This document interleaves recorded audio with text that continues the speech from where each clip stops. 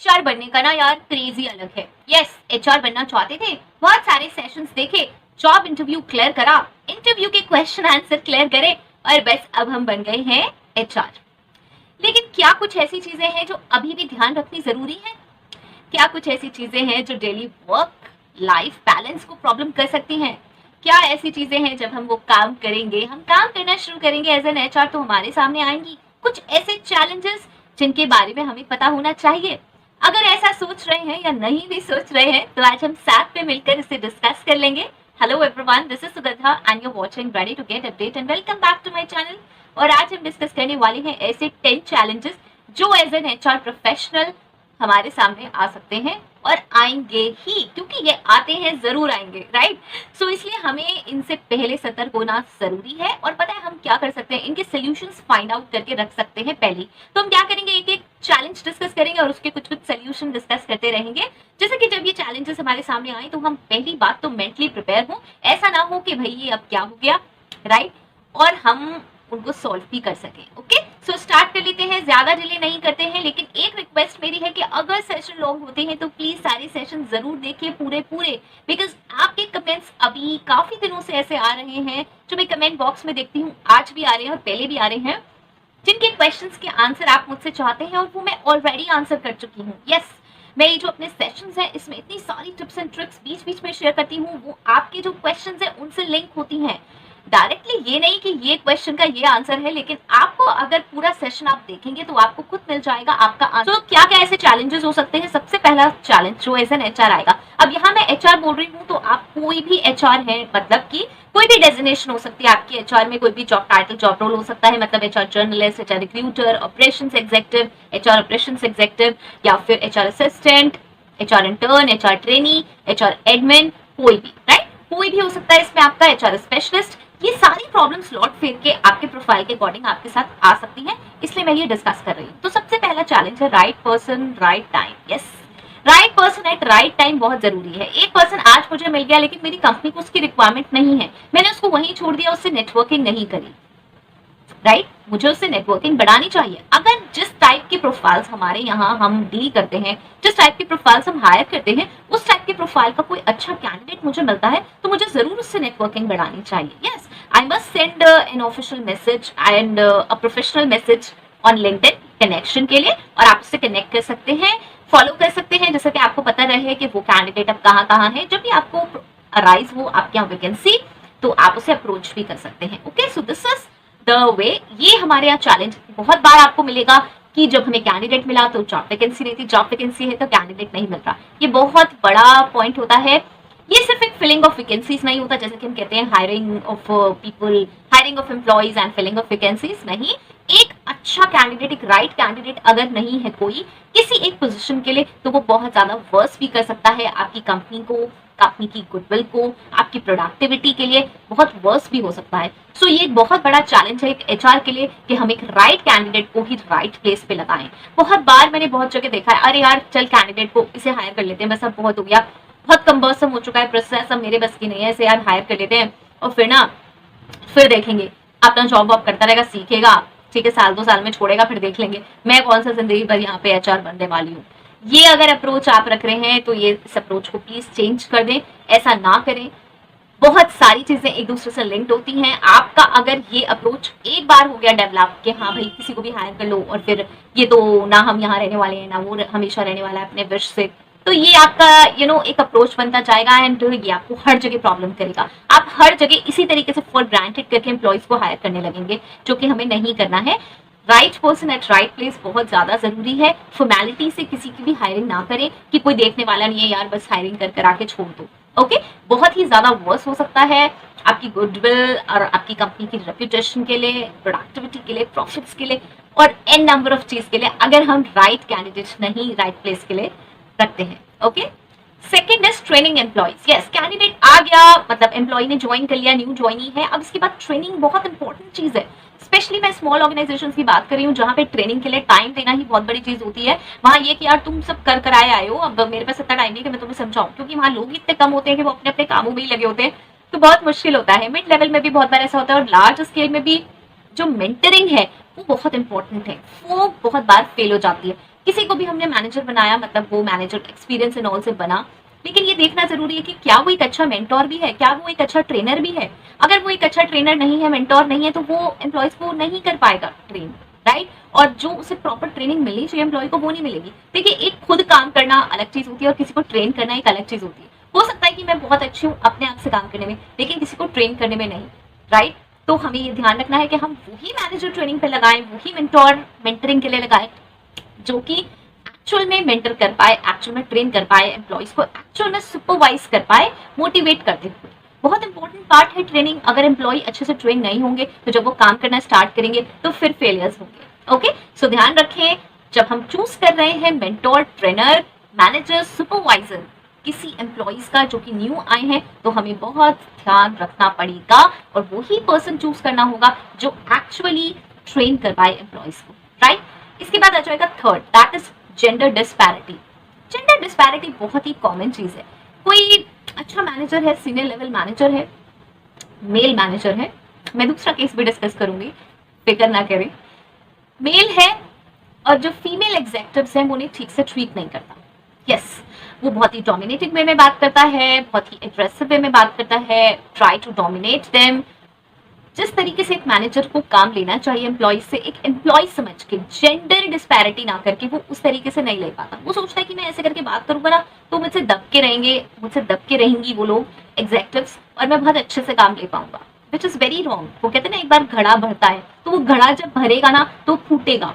Okay, सो हमें ये ध्यान रखना है कि हम अपने मैनेजर्स को इस चीज के लिए ट्रेन करें। बहुत लोग बात करते हैं कि जो जूनियर लेवल स्टाफ आया, जो फ्रेशर लेवल स्टाफ आया, उसकी ट्रेनिंग पे फोकस करें, लेकिन मैं हमेशा इस बात को कहती हूँ कि जो उन्हें ट्रेन कर रहे हैं पहले उन्हें तो ट्रेन कीजिए। बहुत इंपॉर्टेंट है इस चीज का, और हम हमेशा अपनी ऑर्गेनाइजेशन में ध्यान रखते हैं कि पहले गाइडलाइंस जो है, जो ट्रेन करने वाला है उसको दी जाए कि ट्रेनिंग कैसे देनी है। यस, सीनियर मैनेजर है, नो डाउट मैनेजर है, किसी भी लेवल का पर्सन है, पहले उसको बताइए कि कैसे ट्रेनिंग देनी है, कैसे ट्रीट करना है लोगों को। पहले वो समझे कि यहाँ पे ऑर्गेनाइजेशन में लोग आए हैं, there shouldn't be any gender disparity, because क्या होगा अगली बार फिर वही एक विशियस सर्कल होगा। जो फीमेल्स हैं वो जब आगे आएंगी तो वो मेल्स को ऐसे करेंगे and it will be same as कोई फीमेल मैनेजर है, फीमेल मैनेजर हो गई हैं, अब बहुत ज्यादा अच्छी पोजीशन पे आ गई हैं। जब वो एक लोअर लेवल स्टाफ थी, वो एग्जेक्टिव थी, तब उन्हें बहुत बार ये फील हुआ कि मुझे बहुत सारे मेल्स ने डोमिनेट किया, तो अब मैं वही काम करूंगी, अब मेरे नीचे जो मेल स्टाफ आएगा मैं उनको डोमिनेट करूंगी, एग्रेसिवली हैंडल करूंगी, विच इज नॉट राइट। मैंने आपसे कहा मैं दोनों केसेस डिस्कस करूंगी जेंडर डिस्पैरिटी के। ओके, सो ये हो सकता है मेल या फीमेल जो भी। तो हमें ध्यान रखना है कि जो हमारे सीनियर मैनेजर्स हैं जो हमें ट्रेन करने वाले हैं, जो एम्प्लॉय को लीड करने वाले हैं, जो टीम को लीड करने वाले हैं, पहले उनकी भी मॉनिटरिंग जरूरी है, उन्हें भी गाइडलाइंस इशू करना जरूरी है प्रॉपरली, किसी भी फॉर्म में। एक प्रॉपर मीटिंग करके कर सकते हैं, एक सर्कुलर वे में कर सकते हैं कि how you have to treat your team members. Now इसमें कोई भी ईगो वाली बात नहीं है कि वो ये कहें कि अब हमें बताया जाएगा कि हम कैसे ट्रेन करें, नहीं, ये कंपनी है, कंपनी के रूल्स है, पॉलिसीज इसी तरीके की बनानी होंगी हमें, जैसे कि हम सबको गाइड कर सकें। ओके, यहाँ पे किसी का अपना स्टाइल नहीं चलेगा कि हाँ जी मैं तो ऐसे ही डील करूंगा या मैं ऐसे ही डील करूंगी। फाइन, ये बहुत कॉमन है gender disparity, gender based problems, कि फीमेल को ऐसे ट्रीट करो, मेल को ऐसे ट्रीट करो, ये घर नहीं है। Okay, so please maintain professionalism. Males और फीमेल्स दोनों को जिस पोजीशन के लिए आए हैं उस पोजीशन के अकॉर्डिंग ट्रेन करें, रादर देन थिंकिंग कि ये तो मेल है तो इसे प्रायोरिटी दें और ये फीमेल है तो यार बस चलो ये तो बैठ जाएगी, ये तो ऐसे ही है। This is not right. And the same with the case कि मेल को प्रायोरिटी ना दें और फीमेल को दें कि हाँ females are very good looking, ये तो अच्छी लग रही है तो इनको ऐसे ट्रीट करो, और मेल्स तो ये ऐसे बेकार लग रहे हैं तो ऐसे ट्रीट करो, राइट। सो हर केस मैंने इसमें बता दिया है, बहुत सारे और केसेस बन सकते हैं। तो जेंडर डिस्पैरिटी को हैंडल करना भी एचआर की रिस्पॉन्सिबिलिटी है, और एचआर को खुद भी समझना जरूरी है कि जेंडर डिस्पैरिटी से कुछ नहीं होना है। आज आप जेंडर डिस्पैरिटी करेंगे, चाहे आप मेल हैं चाहे फीमेल हैं, कल वो सेम चीज लौट कर आपके पास आएगी कहीं ना कहीं से। Yes, it comes back. So इस चीज का हमें ध्यान रखना है। फोर्थ इसमें आएगा preferences. Now what kind of preferences I am talking. अभी तो मैंने जेंडर डिस्पैरिटी की बात करी, तो अभी ये कौन सी प्रेफरेंसेस आ गई? Preferences based on caste, community, area, village, anything. ये मेरी जगह का है, ये मेरी कास्ट का है, ये मेरे नेबर से आया है, ये मेरे मोहल्ले का है, ये मेरे विलेज का है, ये हमारी कास्ट का है, ये हमारे रिलीजन का है, ये इस कम्युनिटी का है। Stop this, right. ये चैलेंज हमारे सामने बहुत बार आएगा, जहां बहुत सारे लोग ग्रुप बनाने की कोशिश करेंगे यही बातों को कह के कि ये तो वहां का है, ये यहाँ का है, ये मैं इसको मेरे अंकल जानते हैं, इसको मेरी आंटी जानती है, इसका ऐसा है, इसका वैसा है। यहाँ ये घर नहीं है, दिस इज प्रोफेशनल प्लेस जहाँ पे हम सब काम करने आए हैं। सो हमें इसे बिल्कुल प्रमोट नहीं करना है। इसीलिए मैं बार बार आपसे बातें कहती हूँ, बीइंग एन एचआर, जब तक आपके माइंड में ये नहीं होगा कि मुझे ये चीजें प्रमोट नहीं करनी है, एक बात खुद से सोच कर देखिए, आज आप अगर अपनी कास्ट या कम्युनिटी को प्रमोट कर रहे हैं, ओके, कभी आपसे ऊपर भी कुछ लोग आएंगे या आपके साथ भी ऐसे लोग आएंगे जो सेम कम्युनिटी के हो सकते हैं, तो वो सेम चीज आपके साथ करेंगे, राइट। आप ये सोच रहे हैं कि आज मेरा पल्ला भारी है, मतलब मेरे जैसे या मेरे कास्ट के, मेरे कम्युनिटी के, मेरे रिलीजन के या मेरे एरिया के, मीन्स कोई भी प्रेफरेंस हो सकती है, उसके लोग आज हम 10 हैं मिलके, राइट। हो सकता है वो 10 लोग धीरे धीरे करके आउट होते जाएं, क्योंकि ऐसा तो कुछ है नहीं कि वो 10 लोग बंद के एक कंपनी में एक जगह हमेशा काम करते रहेंगे, ओके। सब वहां क्या होगा, अब वो कम होने लगे, अब आपका पल्ला जो है वो नीचे होने लगा। जो दूसरी वाली है जिनके अगेंस्ट आप ऐसी चीजें कर रहे हैं, किसी भी कास्ट के लिए, किसी रिलीजन, कम्युनिटी, किसी के लिए भी आप इस तरीके की कोई चीज कर रहे हैं, अब उनका भारी होने लगा, तो अब वो सेम सिचुएशन आपके साथ होने लगेगी। अब आपका मुश्किल हो जाएगा कंपनी में रहना। तो इससे बेटर ये नहीं है कि कंपनी के रूल्स को फॉलो किया जाए, rather than following your this के ये वो है, ये है, ये मेरे साथ का है, ये उसके साथ का है, ओके। सो इसको ना प्रमोट करें और प्रमोट होने भी ना दें। कोई भी आपके सामने इस तरीके की चीजें आती हैं तो नेवर से दिस, क्योंकि बहुत बार क्या होता है कि हम एचआर हैं, हम जिस कास्ट कम्युनिटी से हैं वहीं के लोग आएंगे और कहेंगे यार देखो अब तो ये लोग आने लगे, अब तो ये होने लगा, तो हम इन चीजों को प्रमोट करने के लिए नहीं बैठे। Never listen to such things.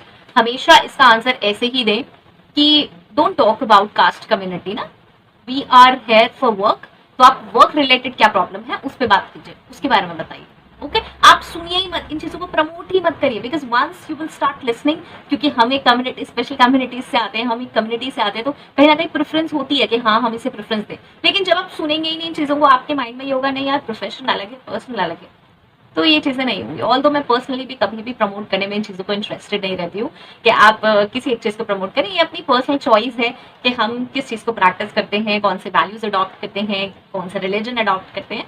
तो इसलिए मेरे लिए तो ये बहुत ईजी है इस तरीके से आंसर करना। Fine. Fifth is company culture. Yes, company culture अब कैसे इंपॉर्टेंट है। कंपनी कल्चर ऐसे इंपॉर्टेंट है कि ये जो सारी पीछे मैंने प्रेफरेंसेस और डिस्पैरिटीज की बात करी ना, इसके ऊपर आपको अपना कंपनी जो कल्चर है उसे मेंटेन करने पे ध्यान रखना चाहिए। कंपनी कल्चर क्या, strong team building, yes, strong departments, strong team building, team work, mutual respect, वो इंपॉर्टेंट है रादर देन और किसी तरीके से हम रिस्पेक्ट दे रहे हैं किसी को। कोई गुड लुकिंग है तो उसे बहुत रिस्पेक्ट, कोई ज्यादा गुड लुकिंग नहीं है तो उसको नहीं रिस्पेक्ट। अगेन ये डिबेटेबल टॉपिक है, good looking and not good looking, because no one is not good looking and nobody is good looking. I believe beauty lies in the eyes of beholder, right? So जो देख रहा है उसकी eyes में beauty होती है, तो इसलिए ये good looking and not good looking वाला भी कंसेप्ट ना चलाएं। ये सिर्फ एक ग्रुपिज्म करने का तरीका होता है कि किसी को टारगेट कर उसको बिल्कुल सेपरेट कर दो और कुछ लोगों को बहुत ज्यादा ऊपर चढ़ा दो। सो डोंट डू इट, ये मत करिए। कंपनी कल्चर को प्रमोट करिए, स्ट्रॉन्ग वैल्यूज जो हैं आपके, कल्चर जो कंपनी में हमने विजन मिशन स्टेब्लिश किए, जो मॉरल एथिक्स करे हैं वो, and mutual respect, focus more on mutual respect, right. चाहे कोई सीनियर पर्सन है, चाहे कोई लोअर पर्सन है, सबके लिए एक रिस्पेक्ट वाला एनवायरनमेंट हो, टीम वर्क हो कि टीम के साथ हमें काम करना है, ओके। तो ये भी एक बहुत बड़ा चैलेंज आता है, क्योंकि again we all are human beings, और हम जैसे फैमिली से आते हैं, सोसाइटी से आते हैं, तो वहाँ पे डिस्पैरिटीज हैं तो वही हमारे माइंड में रहती हैं। लेकिन स्टिल मैं ये कहती हूँ हर चीज हम चेंज कर सकते हैं, हम अपने अकॉर्डिंग सारी चीजें चेंज कर लेते हैं, तो हम ये क्यों नहीं चेंज कर पाते। न्यू मोबाइल आया तो हमने अपने अकॉर्डिंग ही चेंज कर लिया, उसको पैसे आए जरा सा, हमने पूछा किसी से नहीं, हमने सोसाइटी से पूछा, हमने नेबर्स से पूछा नहीं। लेकिन ये जो हैबिट्स हैं ये हम क्यों नहीं चेंज कर पाते। यहाँ हम कह देते हैं यार ये तो सोसाइटी के हिसाब से चलना पड़ेगा ना, क्यों चलना पड़ेगा, क्यों। जो आप चीजें परचेज करते हैं, जो मटेरियलिस्टिक चीजें हैं, वो तो आप बहुत जल्दी बिना किसी से पूछे चेंज कर लेते हैं कि आईफोन ये वाला आ गया मॉडल यार, ये परचेज करना है, और ये मुझे परचेज करना है। चलिए इतनी हाई फाई चीजों पे भी ना आऊँ तो अपनी वेयरिंग्स पे बात करें, तो हम कितनी शॉपिंग कर लेते हैं, कभी नहीं सोचते। कुछ भी ले आते हैं उठा के किसी के लिए भी, तो हम कभी नहीं सोचते। तो वाई ये जो एथिक्स, मॉरल वैल्यूज और ये जो है ये वाला पार्ट हम क्यों नहीं चेंज कर पाते अपना, कि हमें ये पता होना चाहिए कि सही क्या है और गलत क्या है, और maintain more work ethics rather than maintaining these disparities, okay?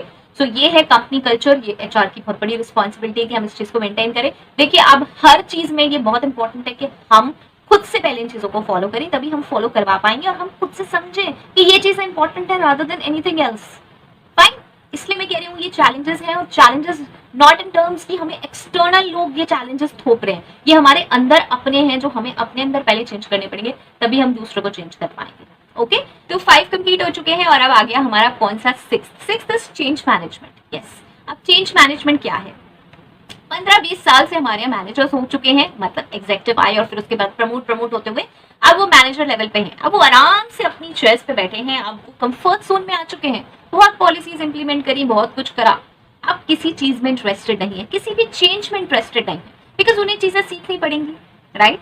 कौन सीखे, कौन अपग्रेड करे अपने आप को? यार अब तो सोचा है कि बस अब तो इसी में जीना है, सब कुछ हमने इंप्लीमेंट कर दिया, अब लोग ऐसे ही काम करेंगे। अब जब हमसे मैनेजमेंट कहेगा कि कुछ चेंजेस करने हैं तो हम उसे कन्विंस कर देंगे कि चेंजेस जरूरी नहीं है, हम जो अपनी पुरानी पॉलिसीज और पुराना जो पैटर्न चला रहे हैं ना, उसी से काम हो जाएगा। जो टेक्नोलॉजी है ना यार, हमारे केस में वही वर्क कर जाए, उसमें थोड़े बहुत ऑल्टरेशन ऐसे ही कर लेंगे जो छोटे मोटे हैं, ज्यादा बड़े करने की जरूरत नहीं है, उससे कोई फायदा नहीं है, कॉस्ट बहुत ज्यादा हो जाएगी, हम कॉस्ट सेविंग तरीके से चल रहे हैं, हम इकोनॉमिकल तरीके से चल रहे हैं, और हमारे पास ऐसे बहुत सारे फीस हैं जो हम दे देंगे, मतलब सीनियर मैनेजर्स दे देंगे मैनेजमेंट को, और बस कहानी खत्म हो जाएगी। यस, बहुत ही टफ है चेंज मैनेजमेंट करना, बहुत मुश्किल है कन्विंस करना, जो हमारे इतने समय से लोग काम कर रहे हैं उन्हें ये कन्विंस करना कि भाई ये टेक्नोलॉजी अडॉप्ट करनी है, ये मशीन रिप्लेस होनी चाहिए, ये सिस्टम आना चाहिए, ये बहुत बड़ा चैलेंज होता है। सो ये चेंज मैनेजमेंट करना बहुत ही जरूरी है, और ये चैलेंज एचआर के पास आता है। तो इसको जो इम्प्लीमेंट करने का तरीका है,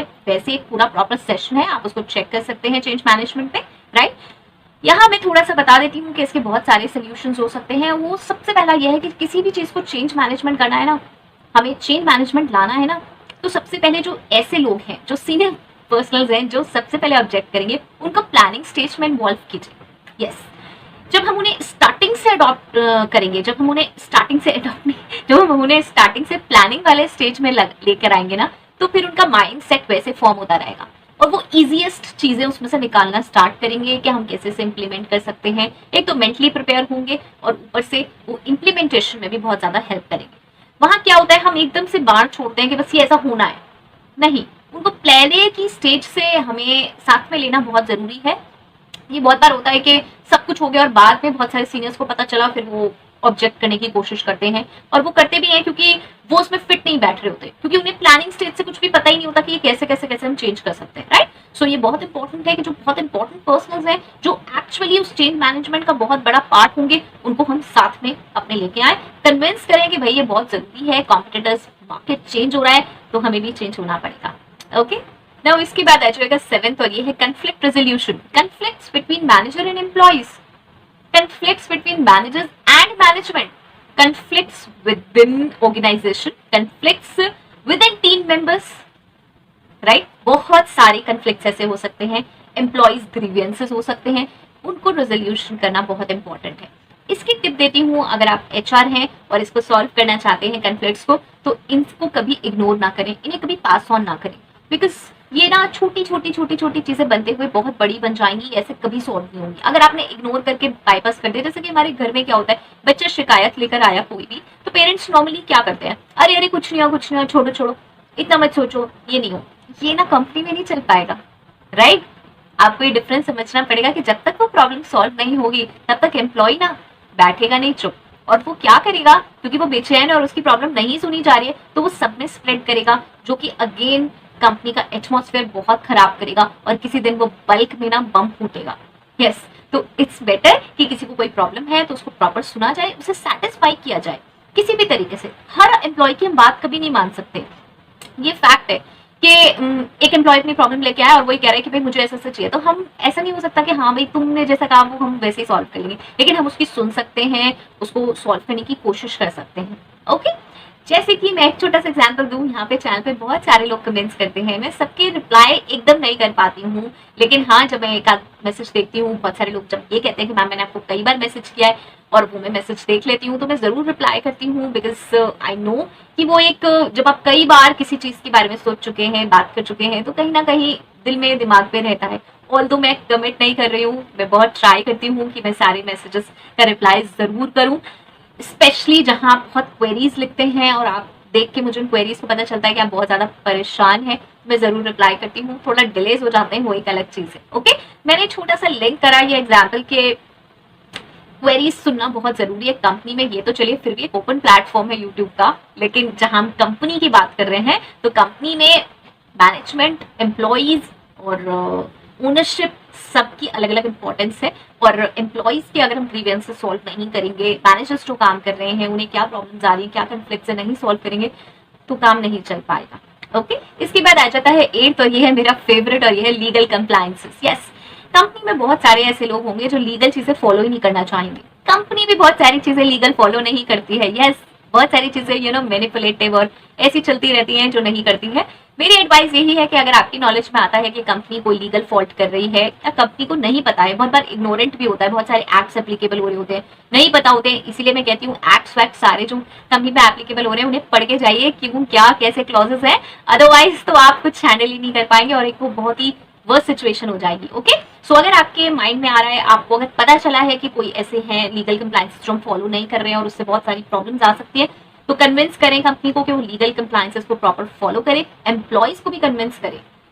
एक प्रॉपर पैटर्न सिस्टम अगर आप चलाएंगे कि हाँ रूल्स चलते ही हैं, स्टार्टिंग में बहुत प्रॉब्लम आती है। Yes, I have faced so much problem specially from the employees and even from the management also, जहां मैं रूल्स करती हूँ और दूसरा इंसान रूल्स, हर पर्सन को रूल्स नहीं पसंद होते तो वो फॉलो नहीं करना चाहते हैं। बहुत सारे रूल्स एक्चुअली हिडन होते हैं तो पता भी नहीं चलते, but I search lot, I research lot, तो उससे रूल्स पता चल जाते हैं एंड आई ट्राई कि हम सारी चीजें फॉलो करें। तो प्रॉब्लम होती है बहुत इंप्लीमेंट करने में, कोई रेडी नहीं होगा, आपके आसपास के टीम मेंबर्स रेडी नहीं होंगे, आपके मैनेजर्स रेडी नहीं होंगे। आप अगर मैनेजर पोजीशन पे हैं तो अब आपका फिर काम आ जाएगा ओनर्स को समझाना, वो बहुत मुश्किल हो जाता है।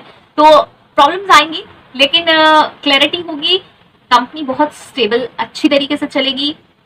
आपको नहीं पता आपकी कंपनी आज छोटे लेवल पे वो ग्रो करेगी तो फिर पीछे के सारे रिकॉर्ड्स देखे जाएंगे। लीगल कंप्लायंसेस को प्रॉपर फॉलो करना जरूरी है, उन सबको प्रॉपर फॉलो करें। ओके, नाउ इसके बाद आ जाएगा 9th, जो कि है रिटेंशन। और रिटेंशन पे मैंने अभी कुछ टाइम पहले एक सेशन भी बनाया था, एम्प्लॉय को हम कैसे रिटेन कर सकते हैं ज्यादा से ज्यादा। एम्प्लॉय रिटेंशन एक बहुत बड़ा कंसर्न है, वो सेशन आप चेक कर सकते हैं। चैनल से नहीं मिलता है तो मुझे बता दें, यहाँ पे भी मैं बता सकती हूँ। बहुत इंपॉर्टेंट है एम्प्लॉय को रिटेन करना, क्योंकि बार बार हम चेंजेस अफोर्ड नहीं कर सकते। एक एम्प्लॉय को लाने में बहुत सारा एक्सपेंस होता है, ट्रेनिंग भी होती है, और फिर बार बार अगर एम्प्लॉय आ जाएगा तो कंपनी की जो रेप्यूटेशन है वो भी लॉस होगी, सफर होगी, एंड एम्प्लॉय को भी परेशान करने का कोई सेंस नहीं बनता। ओके, सो एम्प्लॉय रिटेंशन एक बहुत इंपॉर्टेंट चीज है। बहुत सारे पॉइंट्स हैं जो कि एम्प्लॉय रिटेंशन में हमें कंसिडर करने होते हैं, यहाँ मैं डिस्कस नहीं कर पाऊंगी क्योंकि प्रॉपर सेशन है, उसको आप चेक कर सकते हैं। ओके, ये कंसर्न हमेशा एचआर पे आएगा ही आएगा कि एम्प्लॉय क्यों नहीं रिटेन हुआ। ओके, नेक्स्ट आ जाता है अब हमारा 10th, और 10th है वर्क प्लेस सेफ्टी। ये भी बहुत बड़ा चैलेंज है, स्पेशली ऐसी ऑर्गेनाइजेशंस में जहाँ पे सेफ्टी के लिए बहुत सारे मेजर्स होने जरूरी हैं।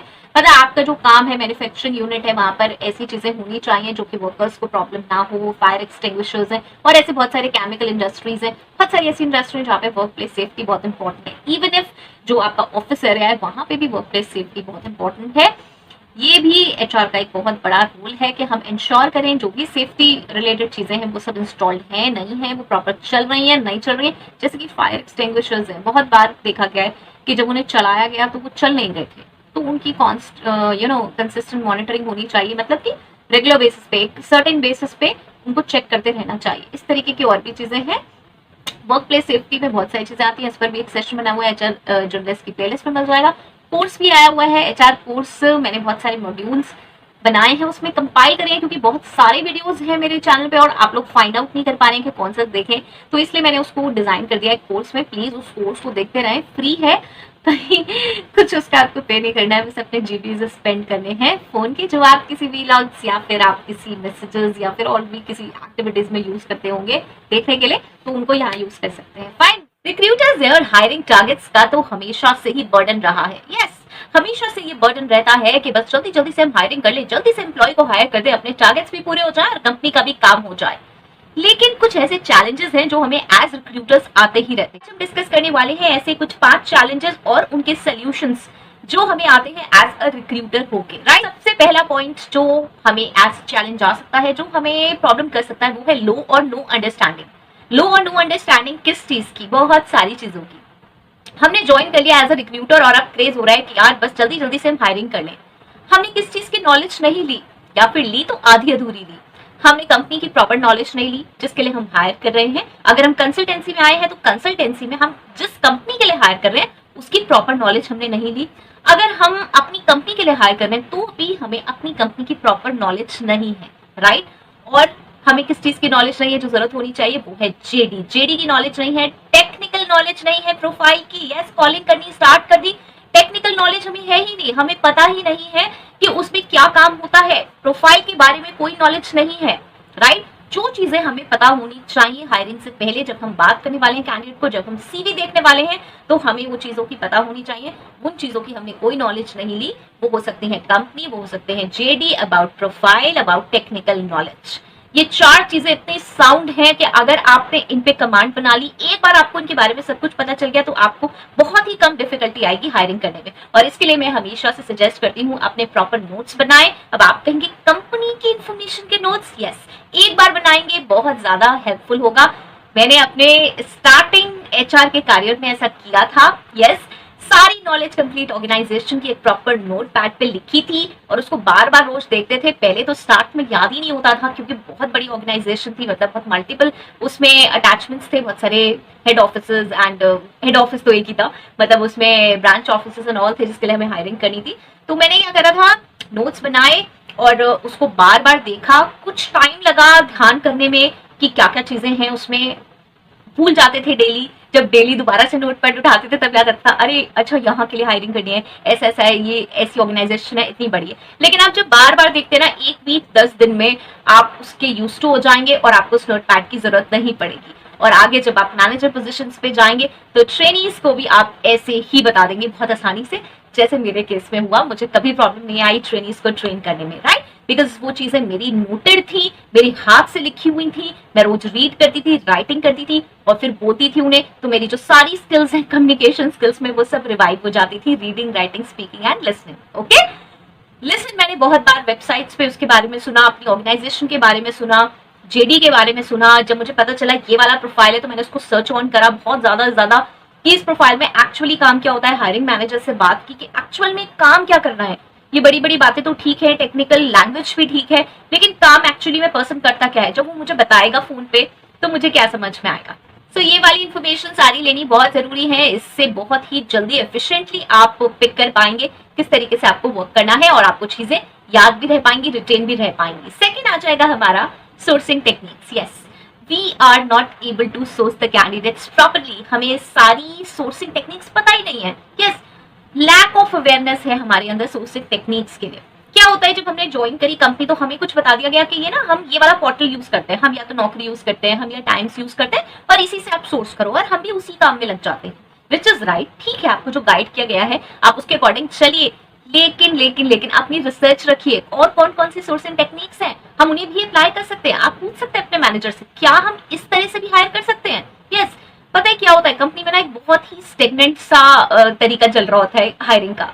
ये बहुत नॉर्मल सी चीज है कि जिस तरीके से 2 4 5 चीजें सोर्सिंग के लिए यूज होती है ना, वही चल रही होती है बहुत समय से, और मैनेजर्स ना वही सेम चीजें बस गाइड कर देते हैं क्योंकि वो अपने कंफर्ट जोन से बाहर नहीं आना चाहते बहुत बार। तो क्या कहते हैं कि बस ये चीजें हैं, आप इनको फॉलो करो, यहाँ से आप हमें सोर्स करके दे दो। बट आप अप्लाई कर सकते हैं, पहले से रिसर्च करके जाइए, सीख के जाइए। अभी आप एचआर भी हैं तो भी आप सोर्सिंग टेक्निक सीख सकते हैं, वो ज्यादा इंप्लीमेंट कर सकते हैं और इनिशिएट कर सकते हैं, बता सकते हैं उन्हें कि ये भी है, क्या हम इन चीजों को भी यूज कर सकते हैं। एम्प्लॉय रेफरेंसेस को बहुत अच्छी तरह यूज कर सकते हैं। सोशल मीडिया प्लेटफॉर्म्स बहुत सारे हैं जिन्हें हम बहुत अच्छे से यूज कर सकते हैं, राइट। सो ये आप जब तक खुद से रिसर्च नहीं करेंगे, आपको खुद ही नहीं पता होगा, आपको सारी सोर्सिंग टेक्निक्स खुद नहीं पता होंगी, तो आप कैसे रिकमेंड करेंगे, राइट। और इसीलिए क्या होता है, जो हमारे कॉम्पिटिटर्स होते हैं वो हमसे पहले स्नैच कर लेते हैं। यस, हमसे पहले वो कैंडिडेट स्नैच कर लेते हैं। बहुत सारी इंडस्ट्री ऐसी होती है गवर्नमेंट जिसमें सीजनल वर्क होता है या जिस समय वर्क स्टार्ट होता है, वहां में क्या होता है, 1 महीने पहले या 15 दिन पहले आपने हायरिंग स्टार्ट करी और वो उतनी अच्छे से नहीं हो पाती। हम क्या कर सकते हैं, हम पहले से उसे स्टार्ट कर सकते हैं, और भी मंथ्स पहले से स्टार्ट कर सकते हैं, और भी मंथ पहले से प्लानिंग कर सकते हैं। बिकॉज जो वो सेट ऑफ एम्प्लॉइज होते हैं, उस टाइप के कैंडिडेट्स होते हैं, उस प्रोफाइल के कैंडिडेट्स होते हैं, वो बहुत समय से जॉब ढूंढ रहे होते हैं, राइट। और उन्हें भी सिक्योरिटी चाहिए होती है कि इस समय तक मेरा काम स्टार्ट हो जाएगा तो मैं कर लूँ। ओके, जैसे कि एजुकेशन इंडस्ट्री में मैं काउंसलिंग की बात करूँ तो वहां पे ऐसा होता है, मार्केटिंग एग्जेक्टिव्स हैं जिनकी जॉब्स कुछ सीजन्स के लिए होती है, कुछ प्रोफाइल्स के लिए। और वैसे तो जो मार्केटिंग एग्जीक्यूटिव है उसका जॉब नॉर्मली काफी उस तक रहता है, ये पूरे साल तक रहता है, लेकिन हाँ कुछ एक विंटर ड्यूरेशन होते हैं जहां पर थोड़ा स्लो आ जाता है, तो हम पहले से हायरिंग कर सकते हैं। हम जब खुद अवेयर नहीं होंगे सोर्सिंग टेक्निक्स के लिए तो हम उन्हें कैसे इंप्लीमेंट करेंगे। सोर्सिंग पे मेरे कई सेशन आए हुए, 2-3 सेशन आए हुए, आप उन्हें चेक कर सकते हैं, एचआर रिक्रूटर की प्लेलिस्ट में से आपको मिल जाएंगे। ओके, थर्ड चीज जो बहुत ज्यादा प्रॉब्लम करती है वो है कैंडिडेट एक्सपीरियंस। यस, बहुत ही कम्बर्सम हायरिंग प्रोसेस है, स्टार्ट से लेके एंड तक हमने इतना जो इंटरव्यू प्रोसेस है और जो हमारा हायरिंग का प्रोसेस है वो इतना कॉम्प्लेक्स बनाया हुआ है कि जो कैंडिडेट है ना वो बीच में से ही आउट हो जाता है। जो सही अच्छे कैंडिडेट है ना वो बीच में से ही आउट हो जाते हैं। वो कहते हैं यार ऐसी कंपनीज तो बहुत सारी है मार्केट में। यस, ऐसी कंपनी बहुत सारी है मार्केट में और उनका प्रोसेस जो है हायरिंग प्रोसेस वो नॉर्मल है यार, पता चल जाता है अभी स्किल टेस्ट हुआ, ये हुआ और उसके बाद में क्लियर हो गया, मुझे पता चल गया और फिर मुझे जॉब मिल गई। आपने इतना ज्यादा कंबर्सन किया हुआ है, हाँ जी स्किल टेस्ट हो गया, उसकी पता नहीं रिजल्ट्स आ गए हैं तो उसके पास कोई मेल नहीं पहुंची, मेल पहुंच गई है तो अब इंटरव्यूज का कोई सीन नहीं है, इंटरव्यूज हो गए तो उसके कोई रिजल्ट का सीन नहीं है, राइट। कैंडिडेट फॉलो अप करा तो आप कह रहे हैं हम बताएंगे, फाइन। तो कैंडिडेट को जो स्टार्ट से लेके एंड तक का एक्सपीरियंस मिल रहा है ना वो इतना वर्स है कि वो नहीं चाहता कि वो कंपनी को ज्वाइन करे। सेम वे आपने इंटरव्यूज रखे, अगर आपने कॉल करके इंटरव्यूज प्लान करे हैं तो भी जो इंटरव्यू का प्रोसेस है वो बहुत ही खराब रहा, वहां का जो एनवायरमेंट था वो बहुत खराब था, मतलब आपने कोई प्रॉपर अरेंजमेंट्स नहीं करे इंटरव्यू के, पार्किंग नहीं थी और बहुत सारी चीजें। इसमें भी मैंने सेशन बनाया हुआ है हाउ टू कंडक्ट इंटरव्यूज, उसको जरूर चेक कर ले, नहीं मिलता है तो मुझे जरूर बताएं, मैं आपको कमेंट बॉक्स में भी शेयर कर दूंगी, राइट। कैसे कर सकते हैं हम इंटरव्यूज अच्छे, वॉक इन ड्राइव कैसे कर सकते हैं, राइट। और कैंडिडेट एक्सपीरियंस पे भी एक सेशन बना हुआ है, वो भी आप चेक कर सकते हैं। फिर भी मैं आपको बताती जा रही हूँ शॉर्ट में यहाँ पर ये सारी चीजें क्या है।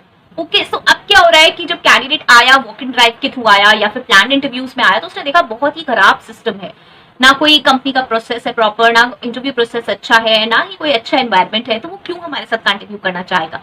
ये चीजें हमारी रिस्पॉन्सिबिलिटी है, हमारा काम सिर्फ डेस्क जॉब नहीं है, don't make it a desk job. बहुत बार देखा गया है कि जो रिक्रूटर्स हैं वो खाली क्या करते हैं, हाँ भाई हमने ये कर दिया, हमने तो सब ऑनलाइन देख दा के फोन करा के हमने सब अरेंज कर दिया, लेकिन जो सच में वो वाली चीज है जब वो आएगा कैंडिडेट और इंटरव्यू होगा और उसके बाद का और उसके साथ का जो प्रोसेस है हमने उस पर कोई वर्क नहीं करा, हम असिस्टेंट्स पे रिलाइड है या कोऑर्डिनेटर्स पे रिलाइड है या एडमिन पे रिलाइड है उन चीजों के लिए, तो ऐसा नहीं है। आपने इतनी मेहनत करके किसी कैंडिडेट को बुलाया है तो वो कैसे आ रहा है, उसका इंटरव्यू कैसे हो रहा है, उसके बाद उसका जो फाइनल है वो सारी चीजें कैसे कंप्लीट हो रही हैं, वो सब में आपका पार्टिसिपेशन रिक्वायर्ड है। ये नहीं होता कि आपने बस अपना काम फोन करके कैंडिडेट को बुला दिया, बिकॉज आप बुलाएंगे इतनी अच्छी तरीके से और उसके बाद जब वो आएगा वहां पे वो एक्सपीरियंस देखेगा तो उसका वो खराब एक्सपीरियंस हो जाएगा, फिर वो हायर नहीं होगा और अल्टीमेटली जो आपका मेन मोटिव है कैंडिडेट हायर करना वो नहीं हो पाएगा। Okay, and same way communication issues हो सकते हैं, बहुत सारे कैंडिडेट आपको बार बार कॉल कर रहा है, आप क्योंकि बहुत सारे कैंडिडेट्स में बिजी है विच इज वेरी नॉर्मल।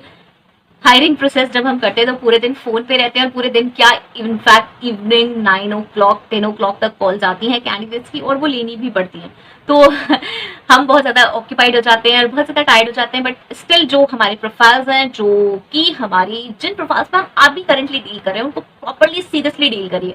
ये भी एक चीज होती है कि हमारे दिमाग में रहता है कि जैसे हमने 10 प्रोफाइल्स पे डील किया आज तक, राइट। तो अब क्या है कि जब हमने पोस्टिंग्स की हुई है और हमारा नंबर डाला हुआ है तो हमारे पास कॉल्स आती रहती हैं उन प्रोफाइल्स की भी जिनके लिए हम अभी हायरिंग नहीं कर रहे हैं, मतलब उन 10 प्रोफाइल्स में से अभी हम किसकी हायरिंग कर रहे हैं, अभी हम कर रहे हैं सिर्फ 4 पे, उन 6 पे नहीं कर रहे हैं। अब वो जो 6 लोगों की कॉल आ रही है तो हम उनकी भी कॉल बहुत बहुत देर तक सुन रहे हैं, विच इज नॉट राइट। आपको उन्हें प्रॉपर मेथड उनके लिए डिजाइन करना चाहिए कि क्या है कि आपको मेल करना है तो आप मेल कर दीजिए, आप उन्हें छोटी सी बात बता दीजिए, ऐसा नहीं कि आप उनका पूरा प्रोफाइल सुने जा रहे हैं, उनकी बात सुने जा रहे हैं, उसका कोई बेनिफिट नहीं, आप उसका भी टाइम वेस्ट करें और अपना भी। अगर आप ये सोच रहे हैं कि मैं तो हर कैंडिडेट को टाइम दे रहा हूँ तो उसे टाइम देने का कोई बेनिफिट नहीं, क्योंकि अभी आप उसे हायर ही नहीं करने वाले हैं, राइट। सो उसका भी टाइम वेस्ट मत कीजिए। अगर आप उससे बहुत ज्यादा देर तक बात करें तो उसे लगेगा यार शायद अभी हायरिंग हो रही है तभी मुझसे इतनी देर तक बात कर रहे हैं, जबकि आप अभी उन 6 प्रोफाइल्स पे काम ही नहीं कर रहे हैं। ओके, सो आप उन्हें प्रोसेस बता दीजिए कि हाँ भाई ईमेल कर दीजिए आप सीवी वगैरह, और जब होगा तो हम आपको बता देंगे। ओके, उसको उतना शॉर्ट रखिए, ऐसा ना करें कि जिन प्रोफाइल्स पे अभी हम काम नहीं कर रहे हैं उनकी भी कॉल्स को हम बहुत बहुत देर तक ले रहे हैं और फिर अपना काम बहुत ज्यादा बढ़ा रहे हैं। ओके, कॉल्स जहां तक है ट्राई करें कि सारी पिक करें, सारी ले। आई नो बहुत ही डिफिकल्ट होता है, बट अगेन जैसे मैंने कहा ये भी मैनेजेबल होता है, हम इसे मैनेज कर सकते हैं। जैसे मैंने प्रोफाइल्स का सेग्रीगेशन आपको बताया, आप वैसे करके कर सकते हैं, या फिर आप टाइमिंग्स मेंशन कर सकते हैं कि किस टाइम में कॉल करें। ओके, आप जो अपनी जॉब पोस्टिंग्स करते हैं उसमें जो टाइमिंग्स हैं उनको जरूर मेंशन करें प्रॉपर्ली, ऐसा ओपन ना रखें कॉल टाइमिंग्स जैसे कि आपके पास किसी भी समय कॉल आती रहे और आपको वो पिक करनी पड़े। ओके, चलिए ये हो गया हमारा, इन पे भी सेशंस बने हुए हैं, आप चेक कर सकते हैं। कैंडिडेट एक्सपीरियंस पे भी हाउ टू शॉर्टलिस्ट कैंडिडेट सारे एचआर रिक्रूटर की प्लेलिस्ट में आपको मिल जाएंगे। नहीं मिलते हैं तो मुझे जरूर बता दें। फाइन, नाउ नेक्स्ट आता है फोर्थ, और ये है रिजेक्टिंग और picking, most toughest part. Yes, recruitment में अगर कोई टफेस्ट पार्ट मुझसे पूछे तो वो ये है कि सारे सीवी एक से लग रहे हैं, किसको पिक करें और किसको नहीं, राइट।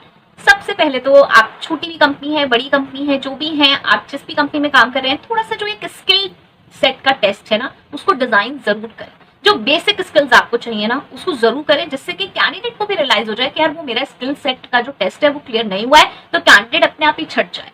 इसका कोई पॉइंट नहीं है कि आप उसको बुलाएं, आप अपना भी टाइम वेस्ट करें, आप सोचें हाँ ये कैंडिडेट हो जाएगा। स्पेशली जो स्मॉलर पोजीशंस है ना, जिसके लिए आपको पता है कि भाई मुझे यहाँ पे कम्युनिकेशन स्किल चाहिए ही चाहिए, अच्छी कम्युनिकेशन स्किल चाहिए, तो प्लीज एक टेस्ट डिजाइन करें, एक नॉर्मल टेस्ट होना चाहिए, जिससे जब वो कैंडिडेट अप्लाई करे उसके थ्रू आए तो वो एक फॉर्म सा खुले, अगर वो क्लियर करता है राइट तो आए, अदरवाइज नहीं आए। अब किसी में बहुत स्मॉल ऑर्गेनाइजेशन से आपका ये वाला कोई प्रोसेस नहीं है, तो वहां पर भी आप ऐसा कर सकते हैं कि जब कैंडिडेट आपसे पर्सनली मिलने आता है तो एक टेस्ट डिजाइन करके रखें। यस, कोई प्रॉब्लम नहीं है इसमें, एक टेस्ट डिजाइन करके रखें, उससे फॉर्म फिलिंग कराएं, वो टेस्ट जरूर फिल करवाएं। It could be of 20 questions, 10 questions, random, skill basis, English based, quantitative aptitude, reasoning, इस टाइप के कोई भी क्वेश्चन, मतलब जो प्रोफाइल के लिए वो आ रहा है उससे लिंक होता हुआ, जो स्किल आपको बेसिक चाहिए उससे लिंक होता हुआ टेस्ट आप जरूर उससे करवाएं, जिससे कि टेस्ट से आधी चीजें क्लियर हो जाएं कि भाई ग्राउंड लेवल पे कैंडिडेट क्या है। क्योंकि हो सकता है सीवी बहुत अच्छा कॉपीड पेस्टेड हो,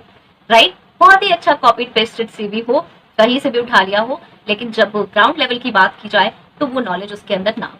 फाइन, सो इससे आपका टाइम वेस्ट नहीं होगा। सबसे बड़ी बात, बहुत आसानी से हम स्क्रीन कर पाएंगे कैंडिडेट को, हम उसे फिल्टर आउट कर पाएंगे। हमारे पास बहुत सारे सीवीज हैं, फिल्टर आउट करने में प्रॉब्लम आती है। अगर वो स्किल टेस्ट पास करके आएगा तो इजी होगा हमारे लिए ये देखना कि हाँ भाई कैंडिडेट की इतनी बेसिक नॉलेज तो है, चलो अब इसे राइट करना है या रॉन्ग करना है, उसके बाद भी बहुत सारी चीजें रहेंगी, लेकिन एटलीस्ट वो जो बेसिक चीजें हैं वो हमारी सॉल्व हो जाएंगी। ओके, नाउ फिफ्थ आता है ब्रांडिंग।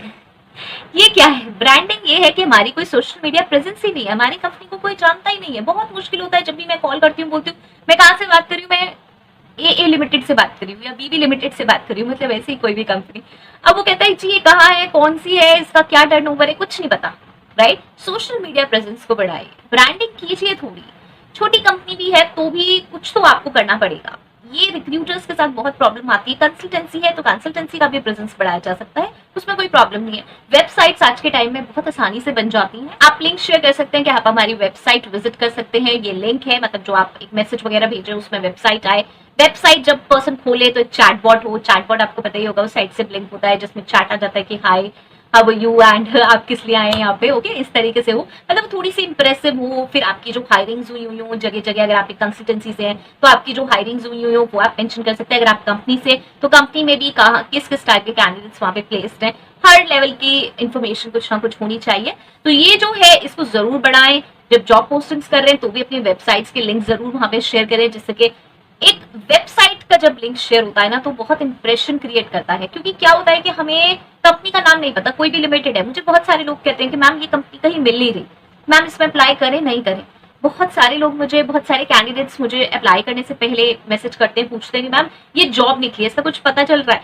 और दो बहुत वेज हैं जो हम चेक कर सकते हैं कि कंपनी लिमिटेड है, प्राइवेट लिमिटेड है, तो कैसे हम उसे चेक कर सकते हैं, उसके बारे में हम कभी और डिस्कस करेंगे। ओके, उस पर मैं एक अलग सेपरेट बताऊंगी आपको सेशन, तो हम उसमें चेक कर सकते हैं। लेकिन फिर भी एक सोशल मीडिया प्रेजेंस होनी इंपॉर्टेंट है कि ये तो पता चले कि यार कंपनी क्या करती है, उसकी कुछ इवेंट्स, उसकी कुछ प्रोसेसेस, मतलब कुछ तो सामने से डिपिक्ट हो।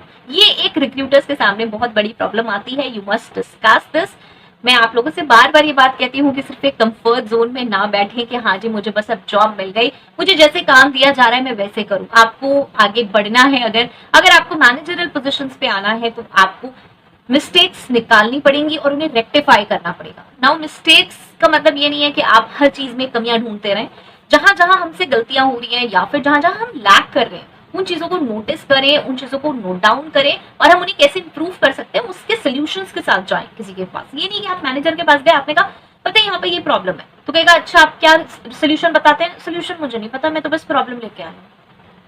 नहीं, ये नहीं करना। ओके, खुद से सोचिए, खुद से कुछ सॉल्यूशंस निकालिए कि हाँ भाई हम इसे कैसे चेंज कर सकते हैं, कैसे हम इन चीजों को बढ़ा सकते हैं। अपनी ही जैसी दूसरी कंपनीज को रिसर्च कीजिए, वो लोग कैसे काम कर रहे हैं, और तब आगे बढ़िए। एक उसी कंफर्ट जोन में कि मुझे जॉब मिल गई, मेरा तो बस ये पैकेज है, मुझे तो बस हायरिंग करनी है, ये एक कुछ शायद आप थोड़े पॉइंट तक काम कर पाएंगे इस तरीके से, लेकिन आगे हायर पोजीशंस पे ऐसे काम नहीं होता। मैंने खुद एक्सपेरिमेंट किया है, ये बहुत सारी चीजें, बहुत टॉप लेवल मैनेजमेंट को, जब हम एक मैनेजरियल पोजीशन पे होते हैं तो टॉप लेवल मैनेजमेंट की बहुत एक्सपेक्टेशंस होती हैं हमसे कि हम ही पता नहीं सारी चीजें कर करके लेकर आएंगे और हम पता नहीं कितने सारे डिसीजंस लेंगे, हम कितनी सारी प्रोसेसेस इंप्लीमेंट कर सकते हैं और क्या क्या नहीं, और वो हम तभी कर पाएंगे जब हमने बेसिक लेवल से छोटी छोटी चीजों को समझा होगा प्रॉपरली और इम्प्लीमेंट की होंगी चीजें। ओके, ये सारी टिप्स एंड ट्रिक्स मैंने कहीं पढ़ी नहीं है, कहीं रीड नहीं करी है, सब पर्सनल एक्सपीरियंस है जो कि मुझे प्रोफेशनली मिले हैं, इसलिए मैं ये शेयर कर रही हूँ। आई होप सो ये बेनिफिशियल होगा। मैं आपको प्रॉब्लम्स भी बता रही हूँ, चैलेंजेस बता रही हूँ और उसके सोल्यूशंस भी बता रही हूँ, खाली ये नहीं कि ऐसे ऐसे ऐसे होता है तो उसका कोई फायदा नहीं है, राइट। सो अगर हेल्पफुल है तो मुझे जरूर बताएं। नेक्स्ट वीडियो तक के लिए all the very best. Comment section में आपका सॉल्व करती जा रही हूँ। एक सिनेरियो बेस्ड क्वेश्चंस की बहुत ज्यादा रिक्वेस्ट आ रही है, उस पर भी बात करेंगे, उस पर भी एक प्रॉपर सेशन आने वाला है। सो चलिए, okay, next video, bye bye.